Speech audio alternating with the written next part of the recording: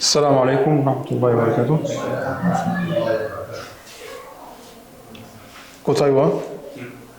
Wa alaikum assalam wa rahmatullahi wa barakatuh. الحمد لله رب العالمين والصلاة والسلام على أشرف الأنبياء والمرسلين سيدنا محمد وعلى آله وصحبه أجمعين. اللهم علمنا ما ينفعنا وانفعنا بما علمتنا وزدنا علما وألحقنا بعبادك الصالحين. رب اشرح لي صدري ويسر لي أمري واحلل عقدة من لساني يفقهوا قولي. Today inshallah our last lecture before Ramadan inshallah, so we can continue Seerah lecture after Ramadan inshallah. Basically today it will be like a last lecture about the life of our dear Prophet Muhammad sallallahu alaihi wasallam.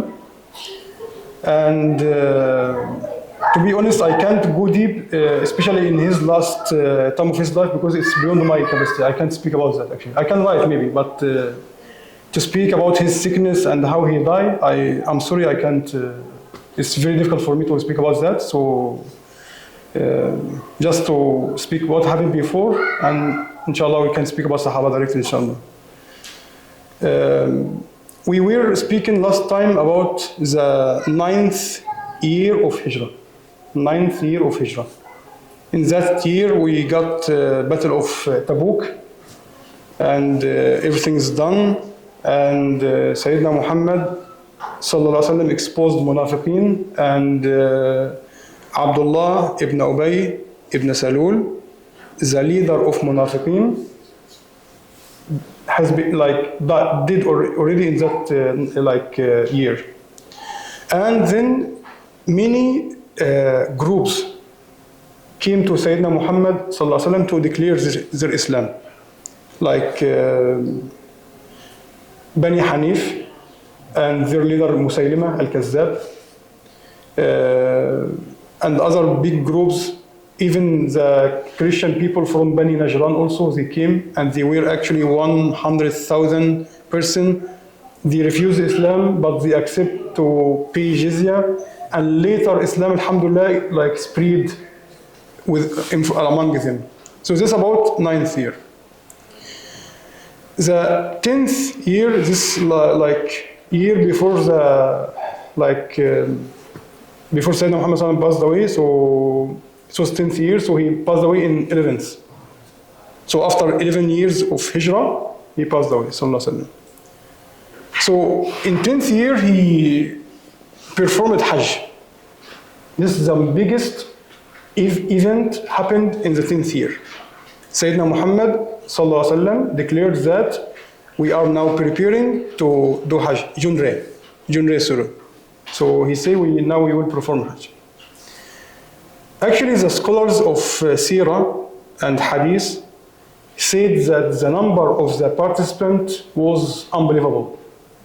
Because we used to speak about in Badr 313 or 14, in Uhud 600, 650, maximum 700, in Battle of Trench almost 1,000, some scholars say 3,000, but Munafiqeen 2,000 already left. So even in Umrah, 1,400% plus 600 came, so almost 2,000. It's you speak about very limited number of people. Fath Mecca, they were 10,000 persons. Fath Mecca, Sulh al-Hudaybiyah and Umrah, they were almost 1,400 and plus a few hundreds from other people, 2,000 already. Fath Mecca, just after 1 year, 10,000. 2,000, 10,000. Nisan each month. Then Battle of Tabuk, after 1 year, 30,000. So multiple. Akakiru san. Each month, Janakte, san man. Then after 1 more year, from 9th to 10th, 100,000. Hukman. 100,000, subhanAllah.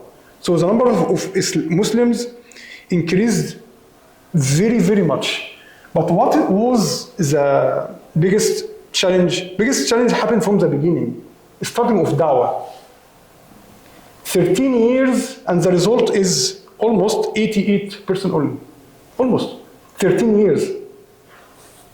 That's why we need to understand that the beginning of anything is very difficult. So don't just say, I need the results right now. Right now I need the result. No. It takes steps. It takes time. So learn from the life of our dear Prophet Muhammad sallallahu alaihi wasallam. It's the best thing to learn. He's our model. He is our qudwa. We need to learn from him. So he spent 13 years in Mecca giving dawah, and few people only accept Islam in 13 years. But now I'm speaking in Medina after everything become fine and he have power and everything is fine. In every year the number is not the same. Everything like multiple. So mashallah, in the 10th year of Hijrah, 100,000 persons participated in Hajj. You can imagine. From 30,000 the last year, like 9th year, 30,000. After 1 year, 100,000. So plus 70,000 already became Muslim. MashaAllah.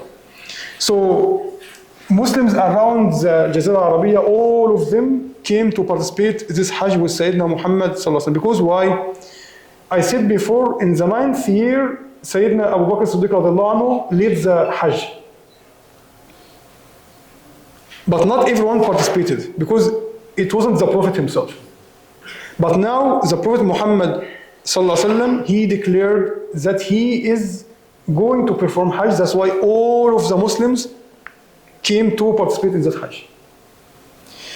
While they are moving towards Mecca, Sayyidina Muhammad sallallahu alaihi wasallam saw a very old man and two young men are holding him by left hand and right hand. So he asked why he's doing like that. Why is he walking and doing like he's old man? Why he's not riding a camel or horse or donkey or whatever? They said, Ya Rasulullah, he made a promise to Allah subhanahu wa ta'ala that if Allah subhanahu wa ta'ala give him opportunity to perform Hajj, he will go by walking. Nadhr, we call it Nadhr in Arabic. So Sayyidina Muhammad sallallahu alaihi wasallam said, he don't need to make it difficult on himself, like tashaddud. Inna ad-dina yusr. This hadith, Inna ad-dina yusr. وَلَنْ يُشَادَّ الدِّينَ أَحَدٌ إِلَّا غَلَبَهُ. Don't make it difficult on yourself. But why Sayyidina Muhammad sallallahu alaihi wasallam said that kind of word? It has actually background. What is the background? The background is from Bani Israel. In Quran, Allah subhanahu wa ta'ala said, وَرَهْبَانِيَةً بِتَدَعُوهَا مَا كَتَبْنَاهَا عَلَيْهِمْ. Allah subhanahu wa ta'ala orders them to worship Him by this way. Do it 1, 2, 3, 4, 5. They made some innovation by themselves, etc. They think that they will be closer to Allah subhanahu wa ta'ala by this way. Although He already made the way clear to them how to worship Him by proper way. He didn't ask them for more, any etc. thing. He just say 1, 2, 3, 4, 5. They say no, we will do 8, 9, 10, 11 and it ended up with them. They couldn't afford that kind of innovation they made by themselves. They became like monk. Although Allah subhanahu wa ta'ala gives them that kind of sharia to Sayyidina Musa alayhi salam and Sayyidina Isa and the Prophet before Sayyidina Isa, it's Islam. Pray, make fasting, make zikr, become closer to Allah subhanahu wa ta'ala. But they made themselves isolated from the people. So they make some prayer hall and he stay all his day and night just praying and make fasting and stay away from the people. And not even getting married, not even communicating with the people. It's not acceptable. Islam not asking you to do like that. Islam asking you to be as any normal person, but rituals from inside, and Islam, the teaching of Islam will be on your behavior, on your akhlaq, in your manners. This is Islam. Not to just everyday fasting, every day from the morning until the evening are praying and this only your own benefits. What is the benefit for your brother and sister in Islamic community? That's why we have hadith عالم واحد أشد على الشيطان من ألف عابد. One scholar is more difficult to Satan to confuse his mind more than 1,000 worshipper. Why? Because alim worshiping Allah subhanahu wa ta'ala by knowledge. He have knowledge, so he knows how to worship Allah subhanahu wa ta'ala by the best way, and he uses his knowledge to give it to everyone. So he can protect everyone. But worshipper maybe and mostly is worshiping Allah subhanahu wa ta'ala by imitating, not knows what is that kind of worshiping and what is the rules of this mas'ala, just imitating. He learns something and he just do. He don't know what is the root. And the benefit of alim for everyone, for the ummah, but worshipper only for himself. And alim like communicates with the people outside, knows what is going on here and here and here, so he can even solve the problem of the community around him. But that person, that kind of type of people, they isolate themselves from everyone and they just only stay for their own benefit to worship Allah subhanahu wa ta'ala. It's bad, it's not bad, but this is not what Allah subhanahu wa ta'ala asks you to do. This is the main point. So that's why Sayyidina Muhammad sallallahu alaihi wasallam said, it's something difficult and he should not follow that way. Why? It has background, as I mentioned to you. He should not do like that. Islam is easy, take it easy. Don't like push yourself. Sayyidina Muhammad sallallahu alaihi wasallam led Hajj and performed Hajj and made like went to Muzdalifah and Mina and Wukuf ba'Arafah, like mountain of Arafah. And the most famous thing in that journey is khutbah. We call it khutbah al-wada. Khutbah al-wada. Khutbah al-wada is actually very important, and mashallah, we have many ahadith speaking about this khutbah, many things speaking about this khutbah. If we can give just highlights before we open our discussion, inshallah.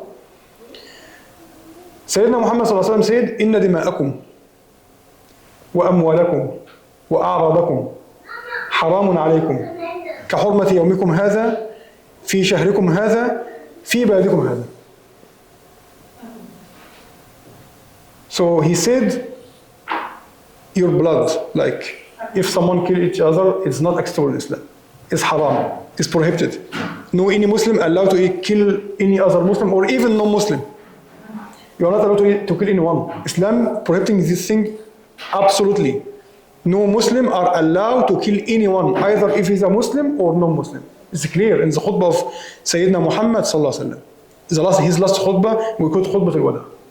Actually, he did another short khutbah in the masjid, maybe in his last 3 days, but I will not even mention it. I can't, I'm sorry. But I'm speaking about the last main khutbah in front of everyone, in khutbah al-wada, in pilgrimage.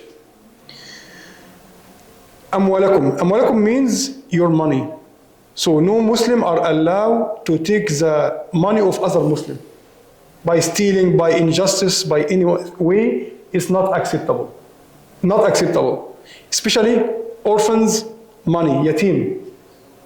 Yatim is totally dangerous. If someone like control his money and take it for his own, Allah subhanahu wa ta'ala will give him very huge punishment in the hereafter. Is not acceptable. A'radakum. So no one like try to rape any other woman, either if she is a Muslim or non-Muslim. It's not only for Muslims, even for non-Muslim. You are not allowed to touch any other woman and rape her and do something bad. Is prohibited in Islam.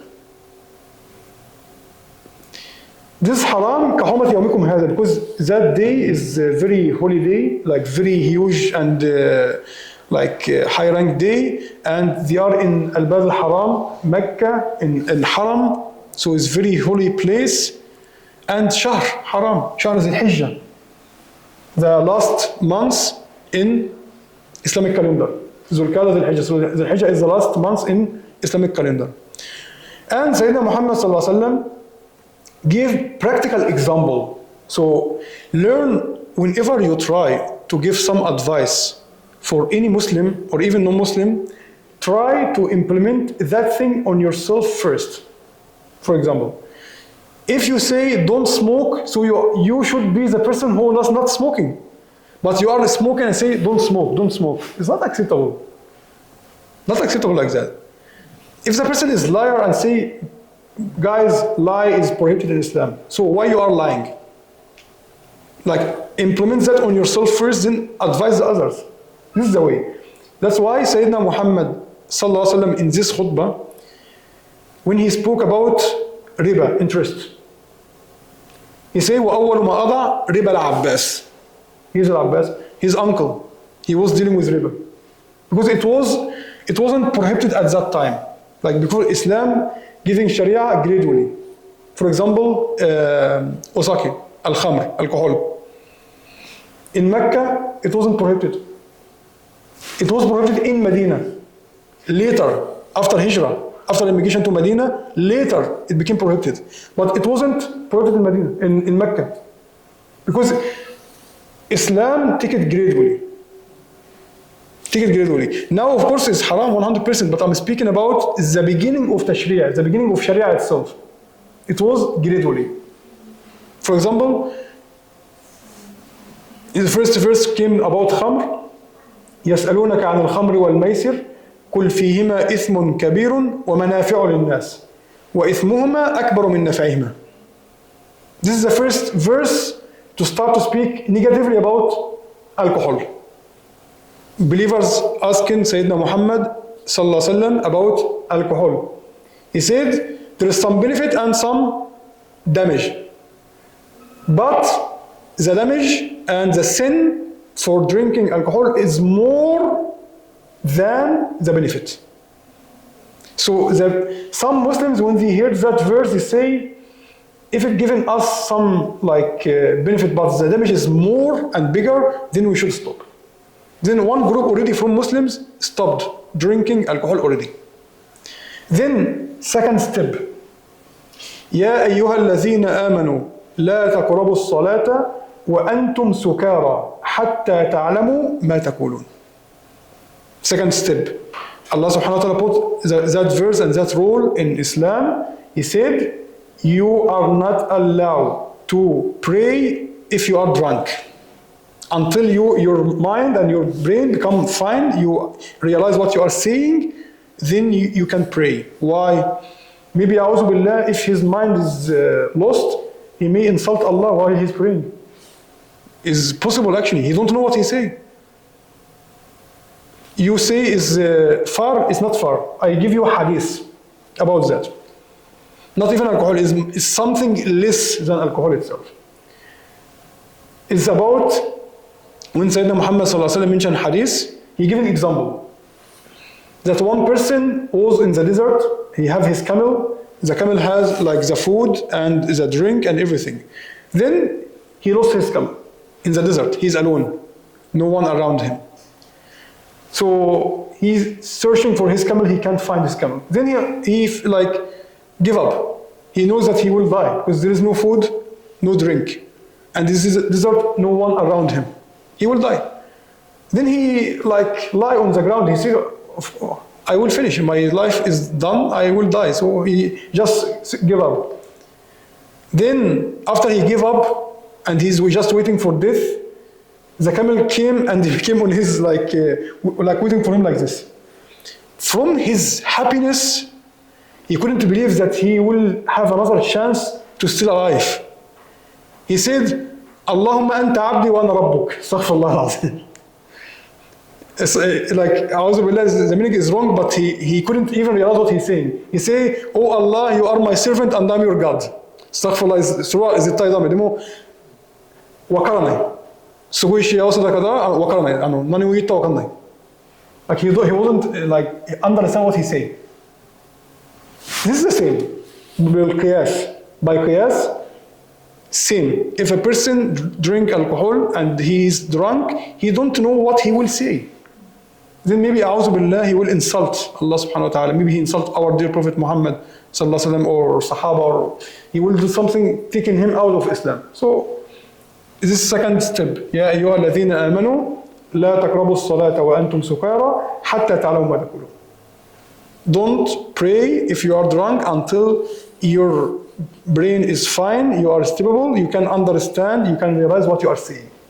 Then third step is the last, finish. يا أيها الذين آمنوا إنما الخمر والميسر والأنصاب والأزلام رجس من عمل الشيطان فاجتنبوه لعلكم تفلحون. Surah絶対ダメ。終わり。やめてください。やめた方がいいじゃない。やめてください。終わり。This is something prohibited. You can't drink alcohol anymore. When Sahaba radiallahu anhu in Medina, they heard about that. Although among them some people love alcohol very much.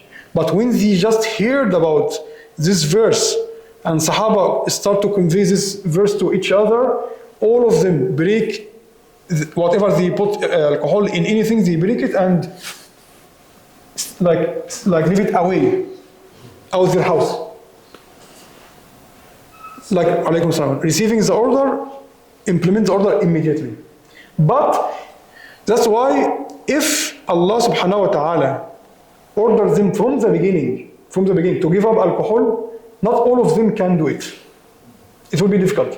Some of them will leave it, but some of them say, I love it, so it takes gradually. So sometimes, some people, when you give them advice, some of them, in his case, he can accept it immediately. And some of them need step.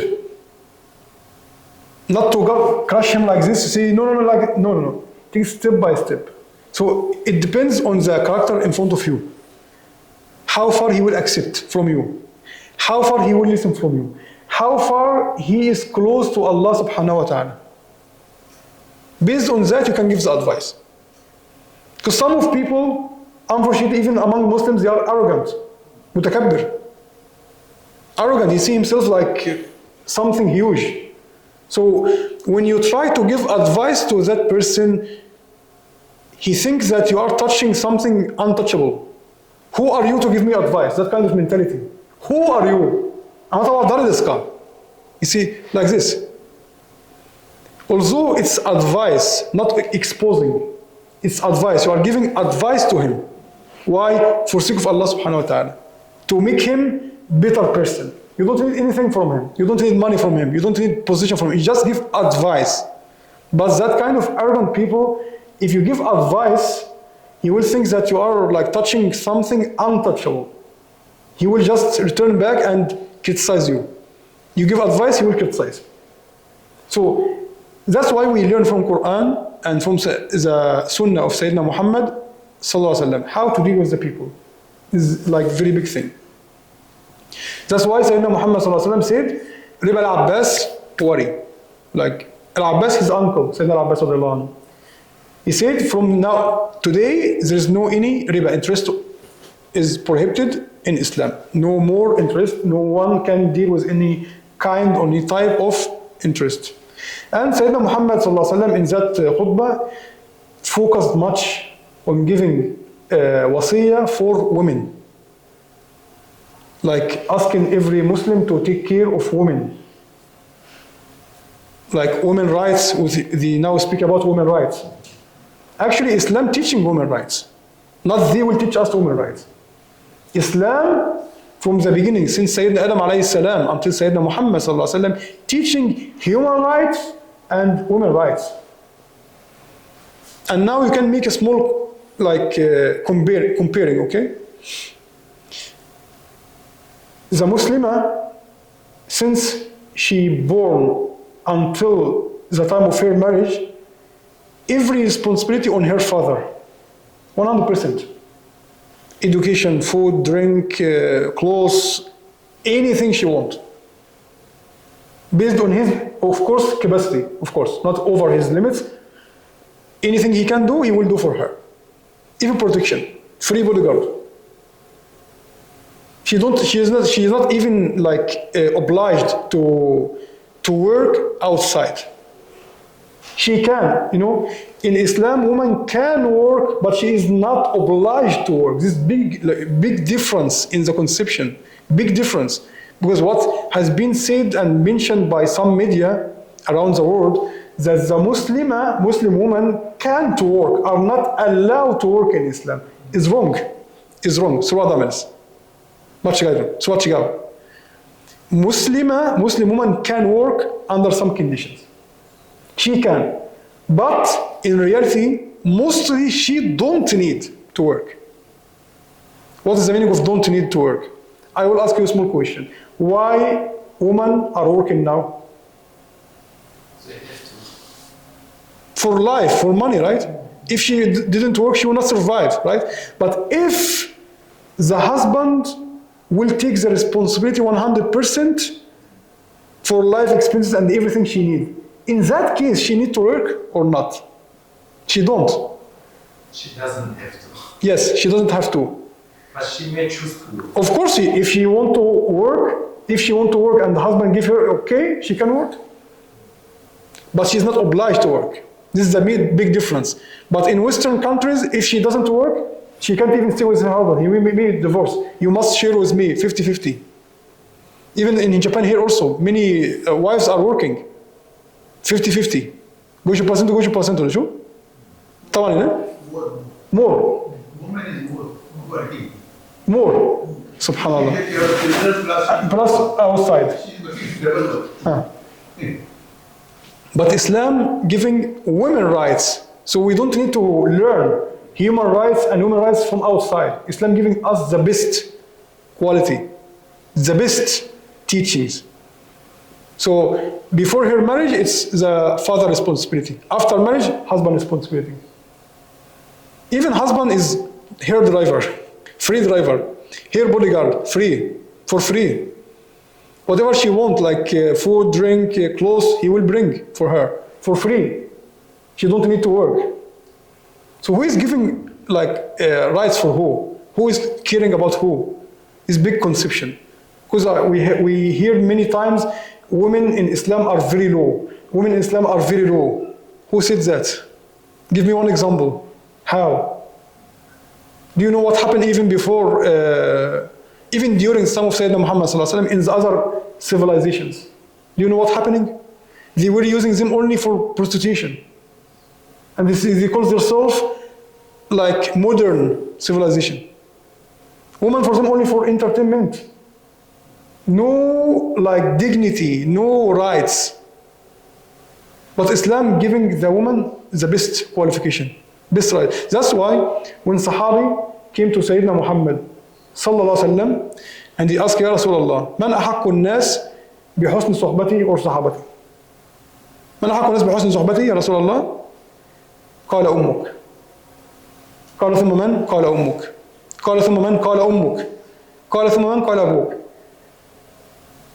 A companion of the Prophet Muhammad sallallahu alaihi wasallam came to him and he asked, Ya Rasulullah, oh the Prophet of Allah, who is the most person I should be like, take care of him, close to him, he's the highest rank? He said, your mother. He said, Ukasan. Soon after, he says, then who? Your mother. Then who? Your mother. Sankai. Ukasan, Ukasan, Ukasan. Then who? Your father. But of course, many people even never heard about this hadith. They only hear women in Islam are low, only. But you never say, like hear that kind of beautiful teachings. Our mothers, they are the highest. This is about Islam. So Sayyidina Muhammad sallallahu alaihi wasallam gave many advices about women and about even kids, children. So he never, like he didn't miss anything. He gave advice for everyone, for every small and particular thing in his khutbah. So this is about the 10th year of Hijrah.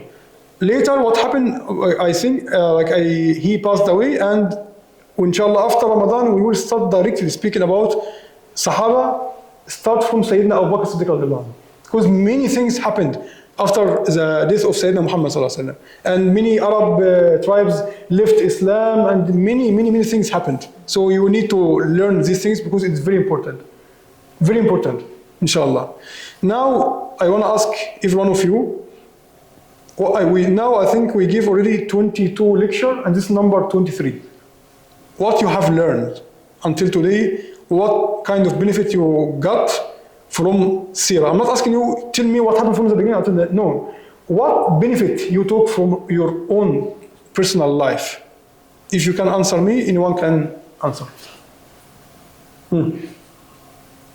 Shakir. I'm not asking you what happened in the, it's not test.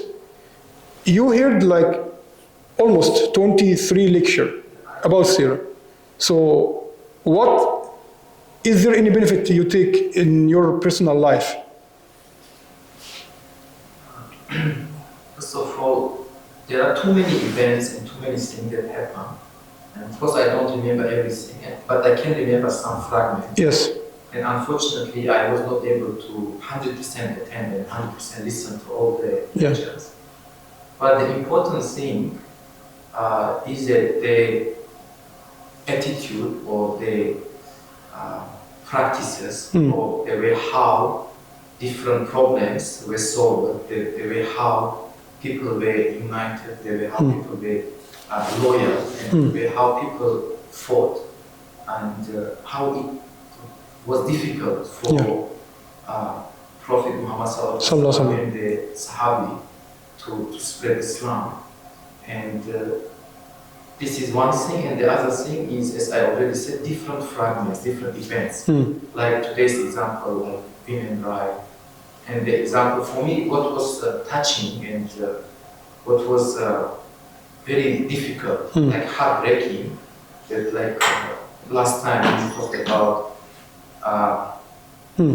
I maybe knew about it, but I never thought how our Prophet, Muhammad Sallallahu Alaihi Wasallam, he lost all his kids. Yeah. And it was not easy. And I'm still thinking about maybe there was some reason that Allah maybe tested him, or maybe all his kids, especially his sons, died because Allah didn't want to have some kind of, I don't know, like conflict or someone say, legacy. Or someone, I am the son of the Prophet, so I will be the Khalifa, for example. But unfortunately, we have it. We don't have his son, but we have his son-in-law in some part of Islam. But I thought if his son was there, maybe it was more difficult. This is just one example that I can remember now. But today's, this is very important, and I want to make one small comment. It's always difficult for us, for Muslims, when we are attacked about women's rights. Nowadays, like I was working before coming to Japan in development agency. In development, this gender issue is very much there, and we are always criticizing.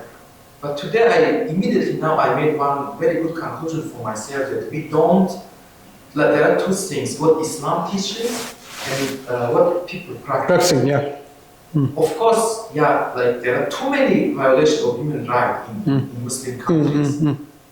And of course, the way how it is framed and highlighted, like for example, Afghanistan case, and the way how the media works and how media worsen the whole situation. It's against us, but what we can do is, it is not Islam, it's people, it's their practice. So Islam is different. So if you want to criticize people, of course you can criticize people, but it has nothing to do with Islam. The same thing that we can see in other cultures. So it's very good point. And this point also I tell it to the Japanese visitors who are coming here. There is a big difference between Islam as a religion, and focus on this point, each one of you. Big difference between Islam as a religion and the Muslim as a human. Muslim as a human, Islam as a religion. Islam is perfect. Islam is perfect. Even according to my education in comparative religions, I can tell you with my full confidence and trust, you will never ever find any small mistake in Islam. I challenge anyone on this earth, give me one mistake in Islam. You can't. You can't. Not only that, I challenge anyone on this earth, you can't show me one weakness point in Islam. You can't. If you ask me in return, I can give you hundreds of weakness points in any religion, if you want. Just name me the religion, I can give you hundreds of weakness points. So big difference, as we say, between Islam as a religion and Muslim. Muslim is a human. Is not angel. Tenshi janai, ningen.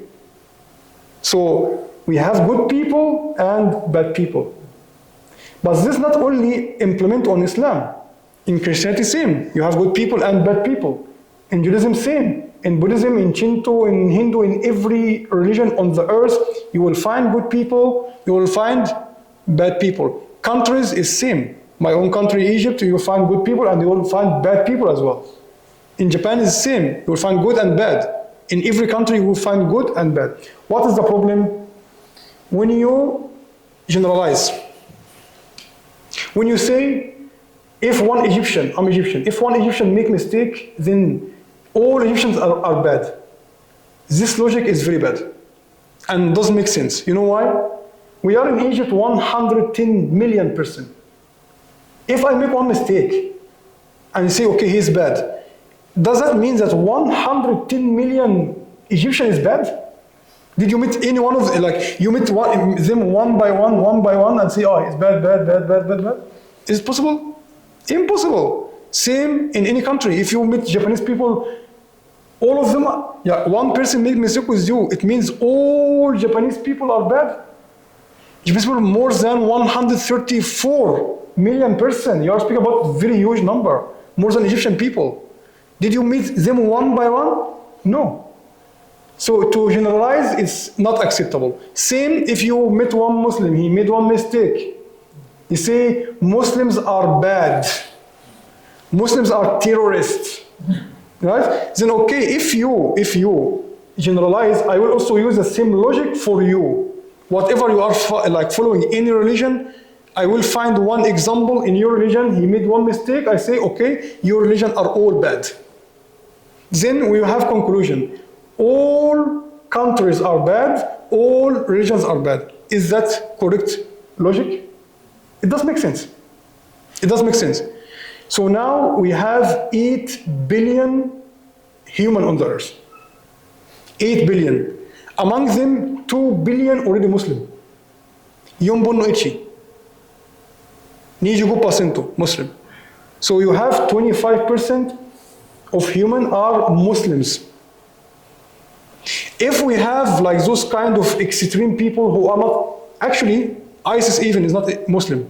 Anyone who are not following that kind of true teaching of Islam is not even Muslim. But we will assume that okay, they are Muslim. How many? 2,000 person? Okay, we are 2 billion person and they are 2,000 person. Compare 2,000. We have 2 billion. Rating 0. What about 99.9 Muslim who are very peaceful people and following the true teaching of Islam? Why you don't focus on them and just focus on rating 0? Right? This doesn't make sense. Sheikh, your comment. What you have learned during this 23 lectures? 日本語で話しましょうか。どうぞ。みんなが分かるように。そうですね。シーラの話がね、まとめましたので、今野さんが。まずは、私たちの信仰は、私とアッラーの間のことですね。その後は実行することが、アッラーの命令がどんなふうに従うか。それはムハンマド・サララー・サラの生活の中から学びます。私たちが一番大切にしなければいけないことは、アッラーに対する信仰ですね。だから、アッラーに対する信仰は、預言者様は最高の段ですね。直接、アッラーのメッセージを受けているし、天使と話を受けて、どんなことがあっても、直接メッセージが与えられるから、一番強い立場になるんですね。普通の人はそれと同じようにならないです。ただし、信仰は大事ですから、信仰から話をすると、ムハンマド・サララー・サラが生まれる前にお父さんが亡くなってた。たくさんの子供が生まれてて、お父さんがないときにかわいそうだって、この人はどんなふうに育てられたかなという疑問があります。自分の母さんも早いうちに6歳から7歳ぐらいの時に亡くなってるわけです。だからそれがおじさんとかに助けられて大きくなっていくわけです。だからアッラーの計画の中に全ての人たちの育て方は計画の中に入っているということはここから勉強できます。モハンマドさんがそれだけじゃなくて全ての赤ちゃんがどんなふうに育てられる。例えばこの話からまたちょっと別な話、ちょっと時間ありますね。大丈夫、時間大丈夫です。例えば死なせてくれる天使がいるんですね。名前はマルクルモーです。マルクルモーというのは天使の役割が死ぬ時に必ず行くわけです。その天使に質問されたんですね。あなたはもう朝から晩まで人の魂を引く役割ですから、これはかわいそうだなと思ったことないんですか、言われたんですね。彼は2回あったんです。1回はあるお母さんが自分の赤ちゃんを抱っこして船に乗ってて、船が壊れてしまって、一つの木の板の上に彼女と赤ちゃんが残って、神様がお母さんが亡くなる時間が来たという命令して、マルクルモートは、この赤ちゃんが誰が育てるんだろう、水の中と板の上と。それが1回目。2回目は、ある王様が預言者様の話を無視にして、自分があなたが言ってる天国は私いらない、私は全部自分の力で作ってしまったんですね。それを自分で作ってしまって、誰も職人以外にその天国に入ることはまだできない。まだ計画中だから、作ってる、ね、最中だから。だからオープニングの時に彼が一番初めの人間になるわけです。見るの。だからオープニングセレモニーの時に彼がまず服は選ぶし、馬を選ぶし、これもダメ、これもダメ、これ、自分がここまで威張りながらこの天国の中に入りたい。というところで、その門のところに来たら、馬の足と足が中に入って、一つはまだ後ろにあったときに、まだコート持ってきて、終わりよ、もう出発ですよ。見えることできませんよ。って言って、終わったんですね。その時2番目にかわいそうだなと思ったんですね。だってあんなに預言者と戦って、無視して自分が天国を作ってしまったのに見ることできなかった。アッラーは教えたのは、その赤ちゃんがこの王様ですよ。ソファナラ。この赤ちゃんがアッラーは命与えてあげて、お金与えてあげて、お金持ちになって、お勤めになって、ライフになって、結果はそうですよ。だからアッラーに耐えることがモハマドさんが住んで生き方の中に信仰の一番大事。その後は私たちがアッラーの命令に従ってどんなふうに大変な時でもお祈りがちゃんとできる、断食ちゃんとできる。それはもちろん状態によってルールは変わってきますので、できないことはアッラーは人間に命令するはずはない。ということも預言者様がいろいろ教えてくれるわけですね。その後は預言者様のイスラムを広げるための道がいっぱいあったわけですね。それがイスラムの最初の時代ですから、もう直接不信者と戦うことになってしまうんですね。どうしてかというと、最初はダーワするんですよ。イスラムを学べば、僕にあなたのもの、これあなたの力そのまま。我々はメッセージを与えて帰ります。何もいらないんです。それは全てのメッセージに入っています。だけど、その王様とか大名の方が、もし邪魔になったら、今度市民が無理やりに強制的にイスラムに入るんじゃなくて、ある程度税金払えばイスラムの国家としてなって、彼たちの命と全部財産は守りますということですね。これは2番目の条件。それでも彼がそれは許さない場合は、その戦う人のみが戦争になるんです。一般の市民じゃないんです。市民と戦争するんじゃないんですよ。市民はもちろん捕まえられるんですよ。捕まえられて、これがその後でオプションに移すチャンスが与えられるわけですね。ムスリムになることは強制的には一切ないです。これはイスラムでたくさんの例があります。例えば一人の人は捕まえられて、モスクに縛られて、ムハンマド・サラスラムの前に連れてきたんですね。もう彼は逃げることはできないんですよ。すごい偉い人ですよ、その人は。だけど、イスラムは嫌いです。ムハンマド・サラスラムに言った、あなたはムスリムになれば自由になれますよ。彼はそれは嫌です。預言者様が笑いながら、じゃあそのまま自由にしますって言って彼は自由にされたんですね。ムスリムにならない。それ3日後にまた彼ら戻ってきて、アシャドゥアライライ。預言者様が聞いたんですね。なんであなた今度あの時にシャハダ行かないで今やったんですか。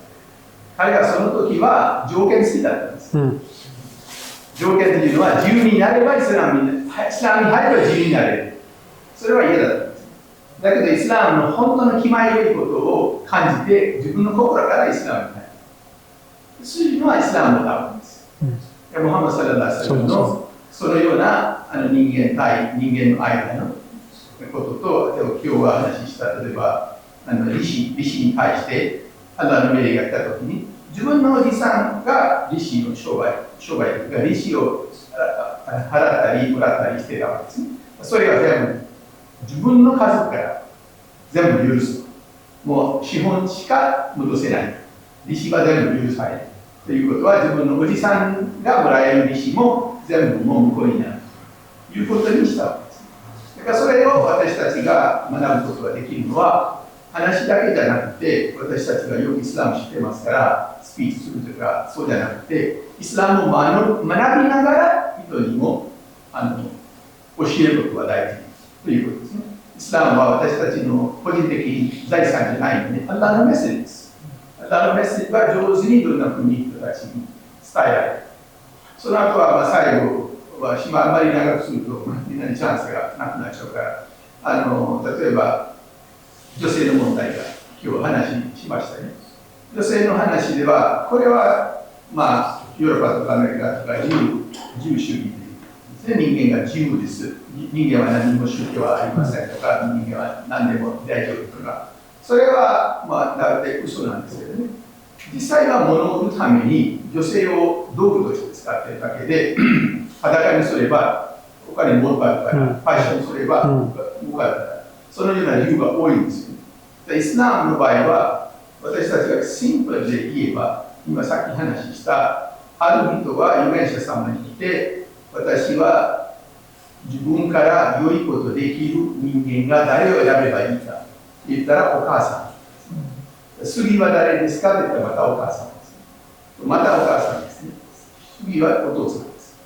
そこから見てね、じゃあ最近の問題言いましょう。例えば、旦那さんが自分のお母さんを大事にすると奥さんが来るんですよね。みんなほとんどそうですよ。家の中の問題がまずババ抜きっていうことなんだけどおばさん、お母さんを抜いてから私と結婚しなさい。これは一番問題の種なんです。ですその女性が自分が忘れてるんですよ。自分がお母さんになるのに、自分の権利を捨ててるんですよ。だってお母さんと言ったんだからね。その人がお母さんを大事にする旦那さんが自分の奥さんがどのくらい大事にするか分かってないんですよ。人間というのは性格がありますからね。男性が女性を大事にするという意味は、お母さんから生まれてきてするだけじゃなくて、女性として弱い立場にいる人を大事にしてるわけですよ。その次のステップは自分の奥さんなんです。この自分の奥さんに今度子供生まれたら、自分の番は4番目なんですよ。大事にされるのは旦那さんとしては、お父さんとして、3回目は今度また奥さんと。それがみんなね、説明してないんですよ。ちゃんと。だから忘れてるんですよ。それがイスラムはよりバランスより女性の高い場所に置いたわけです。例えば、もう一つだけ短い話しますけど、モーセ様がアッラーにお願いしたんですよ。私に天国に私の近所の人はどんな人だろう。アッラーはその町に住んでいるそのような人を会ってみてください。ムサイラスラムはそこへ行って見たら彼は普通の商売している一般の普通の人みたいに見えたわけですね。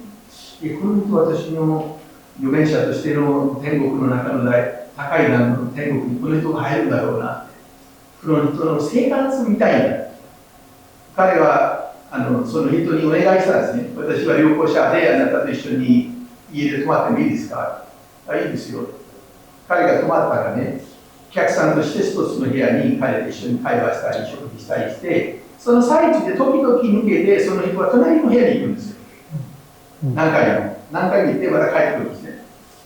別れる前にムサイラスラムはモーセ様は彼に聞いたんですね。ちょっと聞いてもいいですか？隣の部屋にどんなことをしてるの？何しに行ってるんですか？彼が言った私のお母さんがそこに寝たきりなんです。何にもできないんです。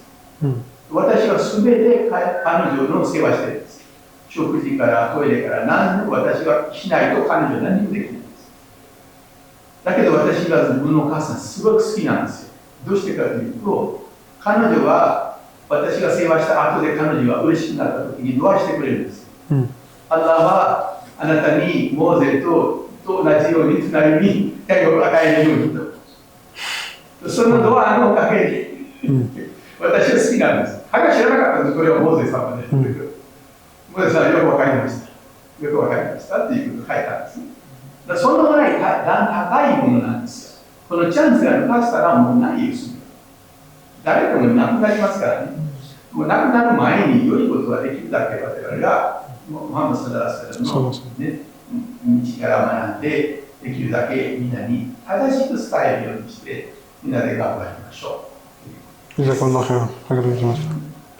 Dr. Amar. Dr. Amar, what you have learned during 23 lecture of Seerah?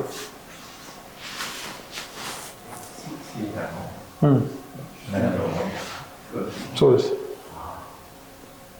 まだね、よくイスラムのことを知らないし、英語もあまり得意じゃないからわからないところが多くて、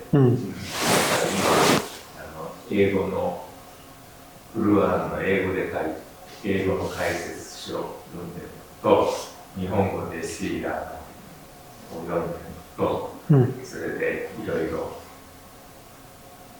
ろんなことを知れば、もう少し話を聞いてでも分かるようになるんじゃないかと思って、日曜日までに勉強しようと思って毎日勉強しています。マシャアラ。マシャアラ。アルハムドリラ。アブドゥラハマン。この同じ英語のことがよく書いてある。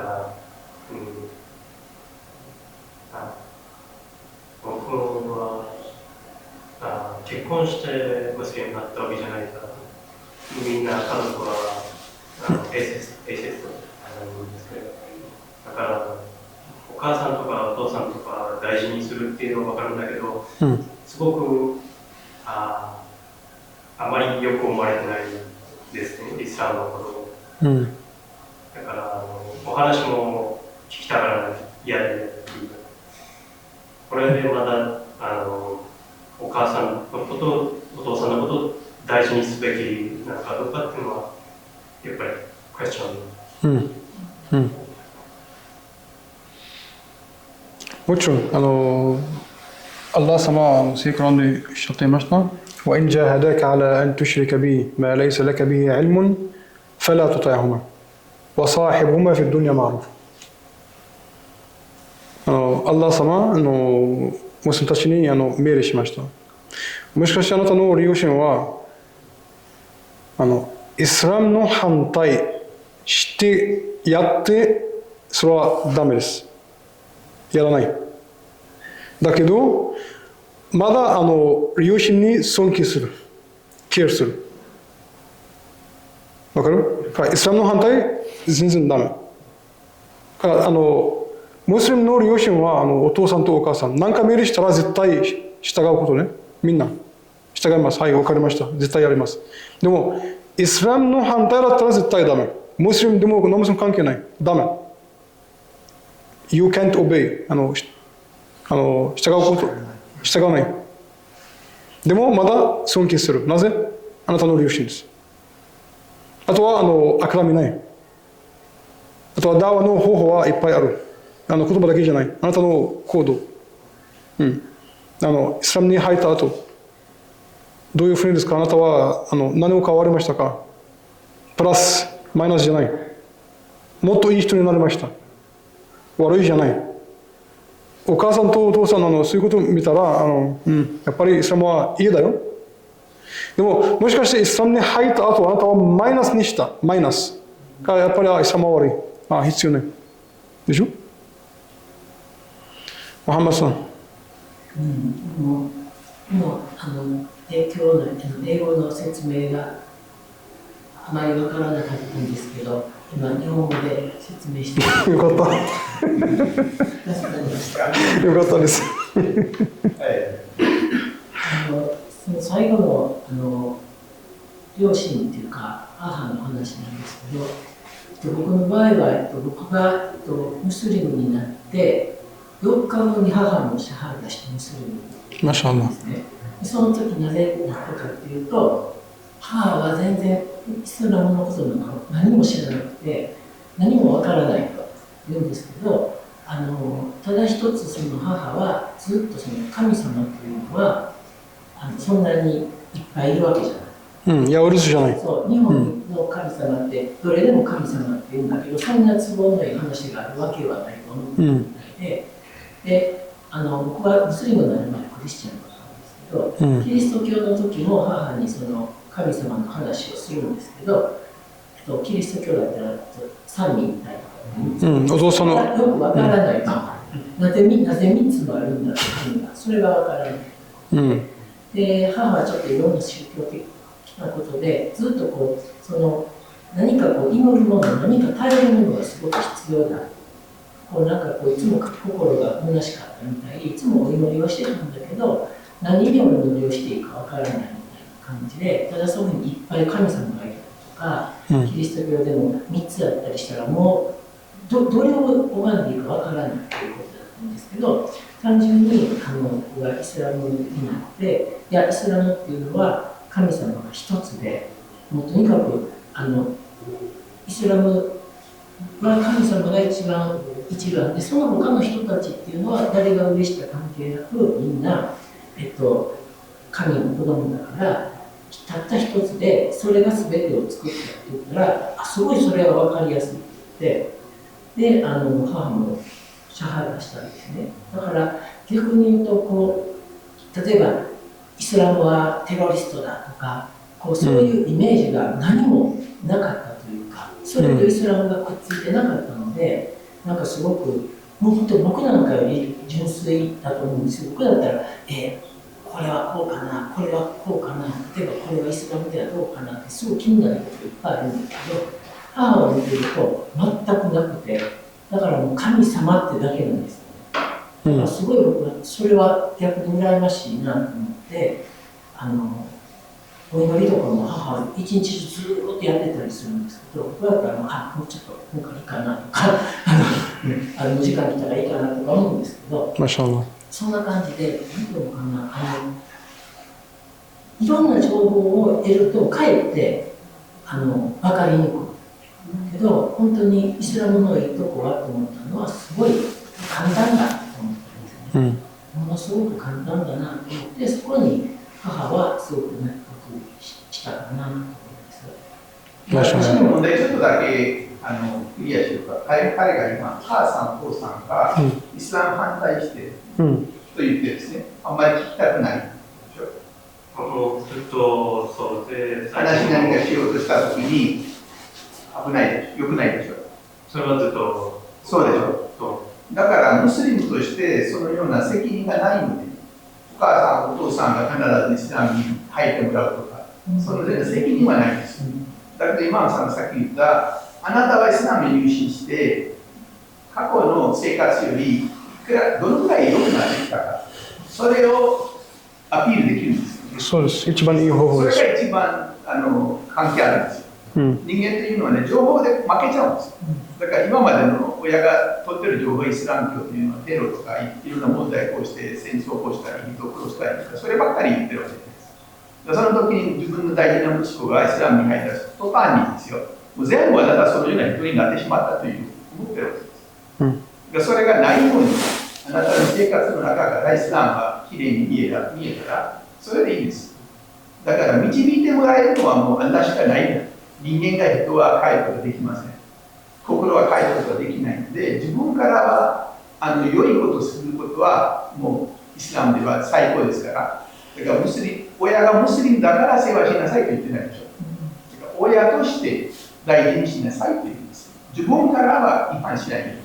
頑張ればもうそれであんたを見てるから、その人の心変わるか変わらないかもあんたしたいです。ドアだけにしてやったらいいんです。あと、Any question? Any question is okay. Any comment or question is okay. Like unrelated questions are okay. So one of the Christians was claiming that Allah said that the Quran was protected by him. So none of the words from Quran could be changed. But Tawrat and Zabur was also like Injil was also like they say Bible and Old Testament was also the words of the God. So the Allah. So how come they changed and Quran did not change? So they are claiming that those are also the words of Allah and this is also word of Allah. So how come the Quran did not change but those changed? So I would like to know this question, the answer of this question for me. Allah subhanahu wa ta'ala says in Quran, إِنَّا نَحْنُ نَزَّلْنَا الذِّكْرَ وَإِنَّا لَهُ لَحَافِظُونَ. We have revealed Quran and we will protect Quran until the day of judgment. This promise from Allah subhanahu wa ta'ala in Quran. But He never say, I will protect Injil and Tawrah and Zabur. Second, in Surah Al-Baqarah, Allah subhanahu wa ta'ala said, فَوَيْلٌ لِلَّذِينَ يَكْتُبُونَ الْكِتَابَ بِأَيْدِيهِمْ ثم يقولون هذا من عند الله ليشتروا به ثمنا قليلا فويل لهم مما كتبت أيديهم وويل لهم ما يكسبون. Allah subhanahu wa ta'ala mentioned in the Quran that those people themselves, they changed their books by themselves. It's not someone come from a faraway place. For example, if they are living in Palestine or Jordan or Egypt, and someone come from Australia and changed their book. No, they by themselves changed their own book. Okay, this is the second point. Third, the evidence of it changing already inside their own Bible. For example, if you will open in the Old Testament, First Kings, Book of Kings, because we have first and second. So First Kings, chapter 8, verse 9. When Sayyidina Solomon, he wanted to pick up the Torah. So he opened the ark to pick up the Torah. He didn't find anything inside, except 2 stones which contain the 10 commandments only. So other than 10 commandments, since Sayyidina Sulaiman already done, which means they written everything by their own after that. It's the evidence inside their own. I'm not saying from Quran even now, I'm saying from inside their Bible in the Old Testament. And Allah subhanahu wa ta'ala says in Quran, أَفَلَا يَتَدَبَّرُونَ الْقُرْآنَ وَلَوْ كَانَ مِنْ عِنْدِ غَيْرِ اللَّهِ لَوَجَدُوا فِيهِ اخْتِلَافًا كَثِيرًا. Those people who are not making tadabbur and khushu' and seeing the Quran, if it's not coming from Allah, then you will find many contradictions. For example, you will see in the book of Exodus, chapter 33, verse 19 and 20, that no one can see God, and if you see God, you will die. But in the same Old Testament also, in the first book of Genesis, chapter 32, verse 24 until verse 30. It says that their own God came from heaven and he have a WWE SmackDown match with Jacob, yes? And he lost. And then he said to Jacob, let me go back to heaven. He said, no, I will not let you until you bless me. And then, that God should be the creator of everything. He asked him, what is your name? And then, he said, my name is Jacob. I said, no, your name from now is Israel because you prevailed to human and God. You won. And then in the verse 30, what Jacob said? He said, I met God face to face. Now go back to the Exodus chapter 33, verse 19 and 20. No one can see God, and if you see God, you will die. So, but Jacob is still alive. And see, I see God face to face. This huge contradiction, actually.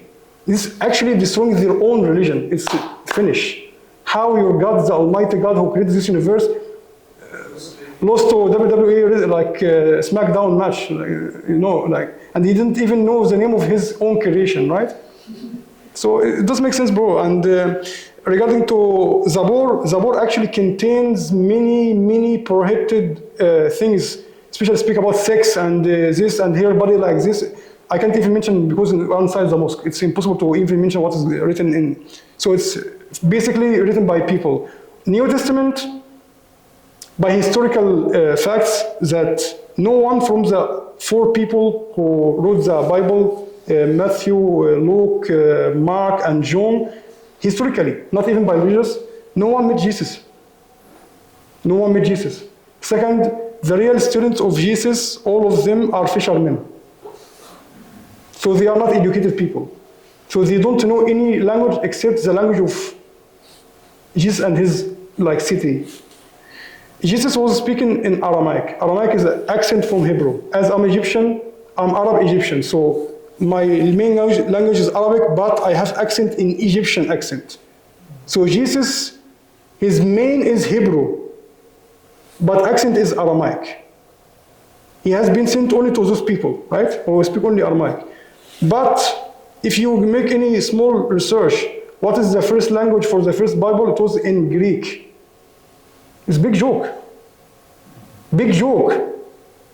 And it's written according to Matthew, according to John, according to Luke, according to Mark. What is according to Jesus? And most of their Bible based on what Paul said. And Paul is Jewish. He came to Christianity just to destroy Christianity. So Jesus say, I'm a human. He said, no, you are God. He said, I'm a prophet. No, you are son of God. And so on. So many, actually it's very long conversation, but basically you can use just 2 examples. You can destroy all their allegation. First, as I mentioned, 1 Kings chapter 8 verse 9, when Solomon wanted to pick up the Torah, he didn't find anything. It's approved from their own Bible, right? And on the other hand, in the New Testament, first Bible was written in Greek, but Jesus was speaking Aramaic. As if I'm Arab person and coming I'm assuming that I'm a Japanese person, Japanese prophet, but I'm giving them book in English. The same. How comes? Any other question? Before I think time of Adhan? Adhan.